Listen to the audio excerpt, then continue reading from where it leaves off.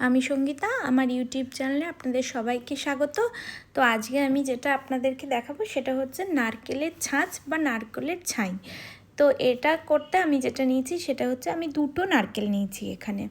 তো আমি এখানে গ্যাসটা নারকেল গুঁড়ো কুড়ে নিয়ে তারপরে আমি এখানে গ্যাসটা লো ফ্লেমে রেখে কড়াইটা বসিয়ে তারপরে ওই কোড়া নারকেলটা পুরোটাই এখানে দিয়ে দিয়েছি এবং 3 মিনিট নারকেলটা 2 থেকে 3 মিনিট নারকেলটা নাড়ানোর পর এখানে আমি গুড় অ্যাড করেছি। এটা হচ্ছে আখের গুড়, দুটো নারকেলের জন্য আমি 125 গ্রাম গুড় এখানে অ্যাড করেছি।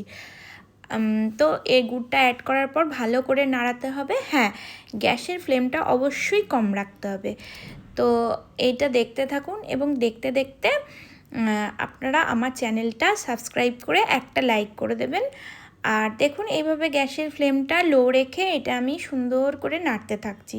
নারকেলের ছাঁচ আমার মেয়ে খুব পছন্দ করে, আমার মেয়ে এটা টিফিনেও মাঝে মধ্যে নিয়ে যেতে খুব পছন্দ করে এবং এটা বাড়িতে থাকলে আমরা রুটি দিয়েও খেতে পারি বা শীতকালে এটা পিঠের জন্য তো খুবই ব্যবহৃত হয়। তো যাই হোক, এইভাবে করে বানিয়ে নিচ্ছি এবং দেখুন এখানে আমাদের পুরো রেডি হয়ে গেল নারকেলের ছাই। গ্যাসটা কিন্তু অবশ্যই কম রাখতে হবে। Thank you for watching.